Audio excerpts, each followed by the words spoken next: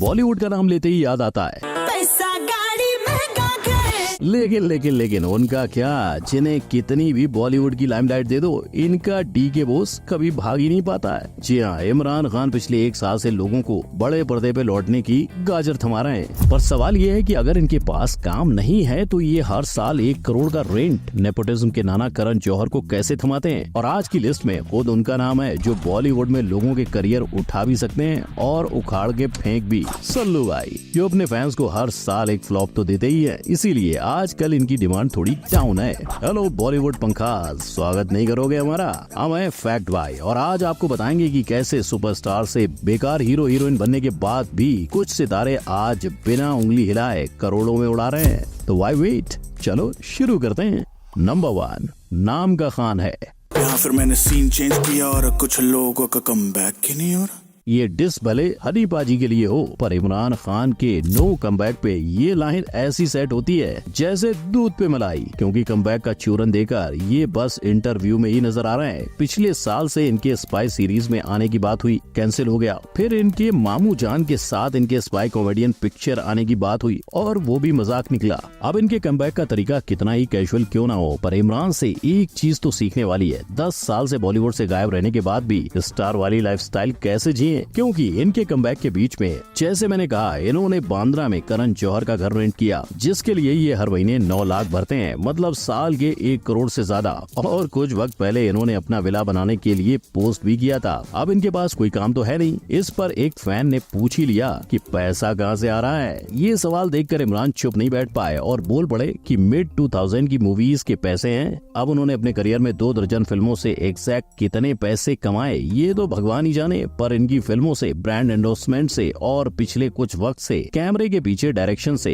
इनकी नेटवर्थ 100 करोड़ है। और इनके अंकल आमिर खान इनसे पीछे कैसे रह जाएंगे? पहले मिस्टर परफेक्शनिस्ट साल में 1 फिल्म करते थे और बाकी एक्टर्स की जितना कमा लेते थे, पर जब से ऑडियंस ने उनकी फिल्मों को बाइकआउट करना शुरू किया, ये बेचारे हर बार फ्लॉप लेकर आते हैं। लेकिन आज भी इनकी नेटवर्थ 1862 करोड़ है, जो आमिर ने अब तक acting, production, endorsement, real estate और अपने बिजनेस इन्वेस्टमेंट से कमाए हैं। नंबर 2, रोशन ऋतिक। नाम तो सुना ही होगा, इंडिया के ग्रीक गॉड जो ठहरे। इनकी नेटवर्थ आज 3101 करोड़ है। Yes, 4 figure with crore. लेकिन पता है, इतनी बड़ी नेटवर्थ बनाने वाले ऋतिक की पहली कमाई में उन्हें सिर्फ 100 रुपए मिले थे, जो उन्हें उनके दादा ने एक फिल्म में डांस के लिए दिए थे। मतलब डांसिंग का शौक इन्हें बचपन से ही था। पर इनका नेटवर्थ सिर्फ इनकी कमाल एक्टिंग और धमाल डांस का मोहताज नहीं है। आज के आज अगर ऋतिक रोशन को काम मिलना बंद हो जाए तो भी वो शान और शोहरत वाली जिंदगी बड़े आराम से जी सकते हैं, और इसकी वजह है ऋतिक का बिजनेस। उन्होंने ऐसे इनकम सोर्स खड़े किए हैं जो लिटरली पैसे छापने की मशीन है। पहला, ऋतिक का क्लोथिंग और एसेसरीज ब्रांड HRX, जिसकी नेट वैल्यू 200 करोड़ है। दूसरा, इन्हें सिर्फ पापा से डेब्यू चांस ही नहीं, पापा का production house film craft production private limited भी मिला है। तीसरा, स्टार्टअप्स में इन्वेस्टमेंट, जैसे Cure.fit के साथ इन्होंने 100 करोड़ लगाकर डील साइन की थी। इसके अलावा ये खुद इतने बड़े ब्रांड हैं कि सोशल मीडिया पे पर पोस्ट के 4 से 5 करोड़ और दूसरे ब्रांड प्रमोशंस के 3 से 5 करोड़ तो कहीं नहीं गए। इनकी फाइटर फिल्म के लिए 50 साल के इस एक्टर ने 50 करोड़ चार्ज किए थे। मतलब धंधो हो तो रोशन भाई जैसो। नंबर 3, खान खानदान। इंडस्ट्री को रूल कौन कर रहा है? सलमान खान और खानदान। पर महंगाई ने सल्लू भाई के खानदान को भी गरीबी की फटकार लगाई है। सल्लू भाई का नेटवर्थ बोले तो पूरे 2900 करोड़ रुपए। क्या अब ये तो होना ही था, क्योंकि भाई सिर्फ एक्टिंग की फीस नहीं, फिल्म में 60-70% का प्रॉफिट शेयरिंग भी करते हैं। अब आप लोग बोलोगे कि भाईजान की फिल्म भी तो फ्लॉप होती है। यस, इन सारी फिल्मों ने भाईजान को डुबाया है, लेकिन इनमें से करीब सारी फिल्में इनके ही प्रोडक्शन हाउस में बनी है। और साल में इक्का दुक्का नहीं, सल्लू भाई की हर पिक्चर फ्लॉप हो जाएगी तो भी इन्हें फर्क नहीं पड़ेगा, क्योंकि भले ही इनके खानदान में इनके भाई जॉबलेस हों, इनके घर में आधा दर्जन बच्चे हों, पर सल्लू भाई हर साल 220 करोड़ तो कमाई लेते हैं। फिर वो कमाई सलमान खान फिल्म्स, स्टार्टअप्स में इन्वेस्टमेंट, बीइंग ह्यूमन और being strong fitness equipment, brand endorsement, किसी से भी हो। भाई का रियल एस्टेट भी तगड़ा है। इनके सांता क्रूज वाली 4 फ्लोर प्रॉपर्टी से अकेले इन्हें 1 करोड़ का रेंट आता है। और अब तो भाई ने अपने भाइयों को भी बिग बॉस में काम पे लगा दिया है। मतलब सल्लू भाई ने तो कसम ही गाली है, पैसे की कमी नहीं होने दूंगा। नंबर 4, अच्छी कटरीना।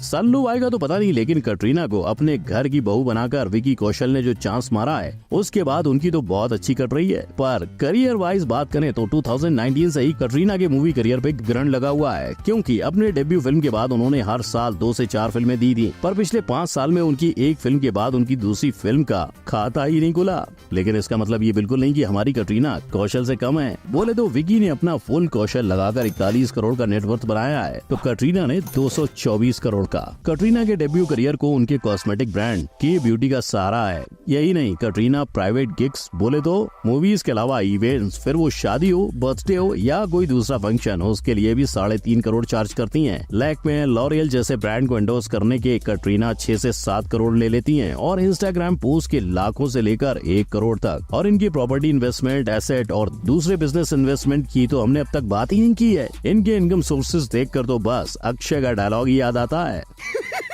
पैसा ही पैसा होगा। नंबर 5, चिराग हो तो ऐसा। 1 2 3 4 5 कपूर खानदान के चिराग की गाड़ियों की गिनती भले यहाँ खत्म हो जाती हो, पर इसके अलावा इनके पास 35 करोड़ का वास्तु अपार्टमेंट और बांद्रा में इनका फैमिली बंगलो भी है। मतलब रणवीर के लिए फिल्म इंडस्ट्री में नौकरी ना भी रहती तो भी उन्हें काम करने की जरूरत नहीं थी। यही वजह है कि इनकी पहली फिल्म फ्लॉप होने के बावजूद ये बिना अटके भटके ट्राई पे ट्राई मारते रहे। लेकिन एनिमल में इनकी एक्टिंग देखकर सबने ये तो जरूर मान लिया है कि ये चुनिंदा नेपोटिज्म प्रोडक्ट्स में से हैं जो बाय डिफॉल्ट अच्छे निकल गए। वैसे ही जैसे इनकी अर्धांगिनी आलिया, जिनके साथ मिलकर इनकी नेटवर्थ 885 करोड़ की है। अब हर साल इनकी फिल्में आती हैं तो इन्हें जॉबलेस तो नहीं कह सकते, पर 2018 से 2022 तक इन्होंने कोई काम भी नहीं किया था। नंबर 6, अपनी तो जैसे तैसे कट जाएगी। मलाइका अरोड़ा की डेटिंग शेडिंग का तरीका थोड़ा कैजुअल है, तभी तो ये आए दिन इनके और अर्जुन कपूर के ब्रेकअप और रूमर्स आते ही रहते हैं। मलाइका ने अपनी करियर की शुरुआत क्लब MTV पे एज इंटरव्यूअर की थी, फिर को होस्टिंग, आइटम नंबर, और आज मलाइका बॉलीवुड में एक जाना माना नाम है। पर सल्लू भाई के बड़े भैया से डिवोर्स लेने के बाद इन्हें बॉलीवुड में काम तो मिलना बंद हुआ ही, इन पे झूठे इल्जाम भी लगे। मलाइका ने एक इंटरव्यू में बताया कि उनके किसी एक्सपेंसिव ड्रेस को लेकर एक आर्टिकल में ये छापा गया था कि डिवोर्स के बदले महंगी एलिमनी मिली होगी, तभी वो इतना महंगा अफोर्ड कर पा रही हैं। लेकिन आज मलाइका के डिवोर्स को 5 साल से ज्यादा हो चुके हैं, और भले मलाइका महीने का 70 लाख से 1 करोड़ ही कमा पाती हैं, वो अपने बेटे अरहान खान और अपने डॉग कैस्पर के साथ 14.5 करोड़ के 4 BHK अपार्टमेंट में खुश हैं। मलाइका के पास गाड़ियों की भी कोई कमी नहीं है। मलाइका की नेटवर्थ की बात करें तो वो 100 करोड़ है। तो भाई लोग, ये थे वो बॉलीवुड सितारे जिनके करियर की गाड़ी ऑफ ट्रैक रहती है, पर इनके खर्चे में कभी तंगी नहीं होती। अगर आपको हमारा ये वीडियो पसंद आया तो आई बेट आपको इस वीडियो का पार्ट 1 भी बिल्कुल पसंद आएगा, जहां अर्जुन कपूर से लेकर शाहरुख खान के जॉबलेस होने के बावजूद वो कैसे करोड़ों में खेलते हैं। इसका कच्चा चिट्टा फैक्ट भाई ने बताया है। अभी आई बटन पर क्लिक करो और देखो वीडियो को। लाइक, कमेंट, शेयर और सब्सक्राइब करो। हम फिर मिलेंगे। जय हिंद।